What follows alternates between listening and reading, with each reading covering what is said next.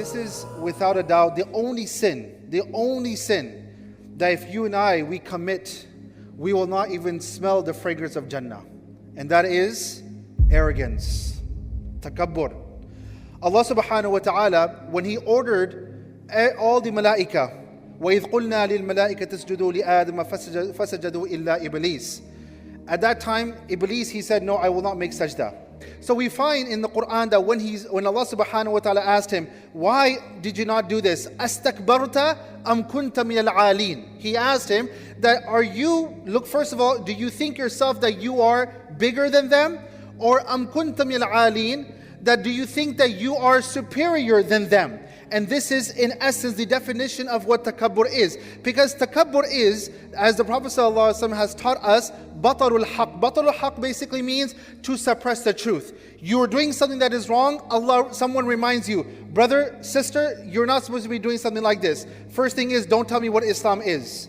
We are suppressing the truth. We are suppressing what Allah is saying. In essence, what that basically is, that we are declaring ourselves superior than the Quran and the Sunnah of Rasulullah sallallahu alaihi wasallam. And then He says, وَغَمْتُ النَّاسِ, to put people low. So meaning that we feel that we are superior than other people. So this is in essence what the definition of takabbur is. So the point that we have to understand from this is that many times, the ones who are coming to the masjid, the ones we declare ourselves that we are the religious ones. We follow the Quran, we follow the Sunnah of Rasulullah sallallahu alaihi wasallam. We come to the masjid, we pay our dues, we give to the masjid, we volunteer at the masjid, we do da'wah and so forth. Whether da'wah to non-Muslims, whether da'wah it is to the Muslim community and so forth.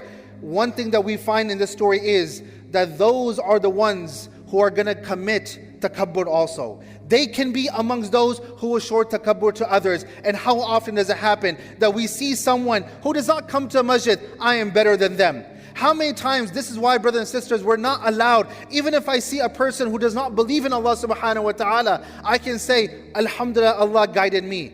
Allah gave me hidayah. And I pray to Allah that Allah gives them hidayah. But never can we feel, I'm a Muslim, he's going to hell, he's a person who's going to go Jahannam. Wallahi, none of us know that perhaps Allah can give that person guidance, and Allah subhanahu wa ta'ala, He can cause me to go astray. We find even the case of Umar ibn Khattab radiyallahu anh, there were people who said things very derogatory about Umar ibn Khattab radiyallahu anh, that perhaps even the animals in his family, they may even accept Islam, or something along those lines in his family. There are different things mentioned in the books of Sirah. And who became the Khalifa? It was Umar ibn Khattab radiyallahu anh. The people who said things about Umar ibn Khattab, who were they? They were just mere Sahaba. But Umar ibn Khattab became such a man, such a figure, that Rasulullah sallallahu alaihi wasallam said, لَوْ كَانَ بَعْدِي نَبِيًّا لَكَانَ عُمَرٍ. If there was a prophet after me, it would be Umar radiyallahu anh. So this is why it is absolutely important that we don't ever look down on the orders of Allah subhanahu wa ta'ala, and we don't ever look down on other people. We also find in the Quran that subhanAllah, when it comes to the tarbiyah of our own children, Allah has taught us in the Quran too, that what did Luqman teach his own son? Why do you think to begin with, Allah mentioned Luqman's story in the Quran? Is because when we talk about tarbiyah, we ask ourselves, what do I need to teach my children about Islam? It's all found in Surah Luqman. Luqman is teaching his son, do not commit shirk. Luqman is teaching his son, be respectful to your parents. Luqman is teaching his son that be cognizant of your salat. Do not leave out your salat, and always stand on the side of right, and always stand against injustice. And then not only that, but he's also teaching his son that وَلَا تُصَعِّرْ خَدَّكَ لِلنَّاسِ, do not ever turn your cheek. وَلَا تَمْشِ فِي الْأَرْضِ مَرَحًا, and do not ever walk on this earth with a boastful heart. Do not feel that you are arrogant. Imagine if we taught our children today those same values, but today we don't do that. And many ulama, they say part of that turning the cheek is that being arrogant towards others. And a lot of times, we may not be arrogant towards others, but another aspect of arrogance is that when we start talking about other people as a nation, all Pakistanis like this, okay? All Bengalis like this, all Arabs like this, okay? This happens often. We might find ourselves in that same situation.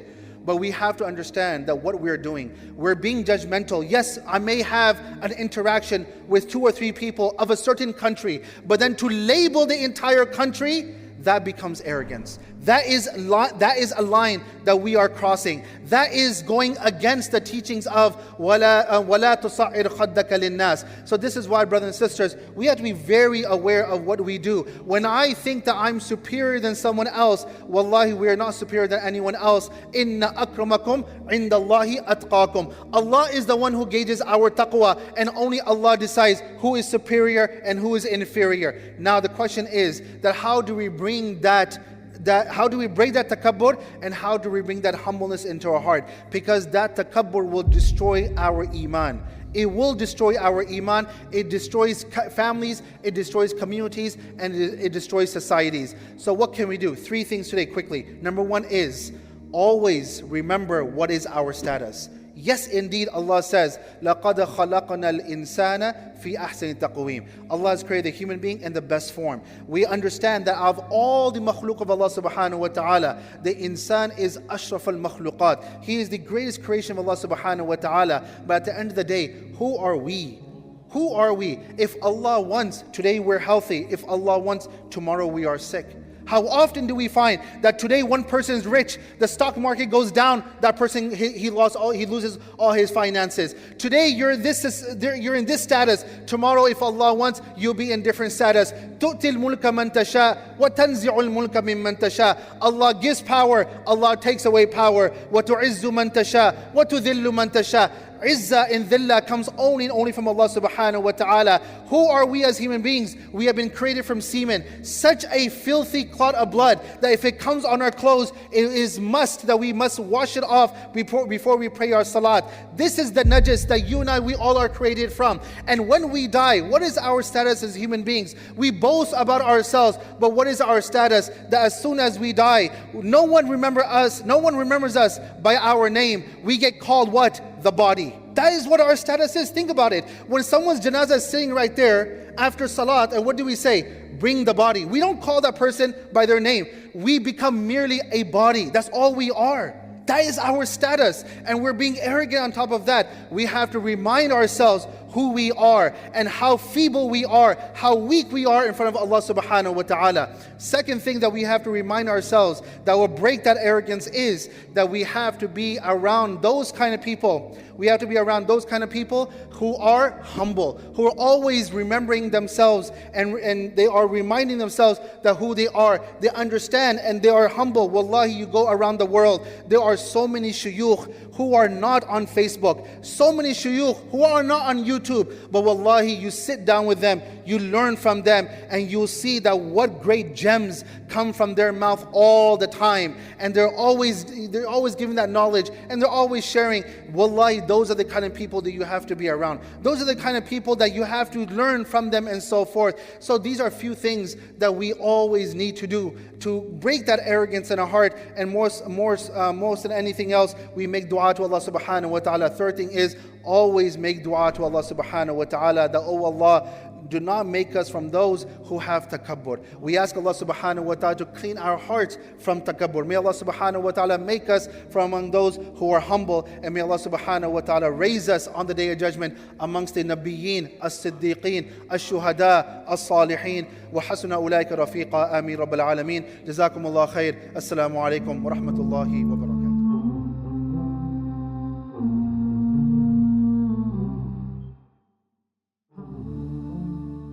Are you tired of all these annoying ads on YouTube? Are you worried that a haram video might pop up? Well, the One Islam TV app is here to solve these problems, inshallah.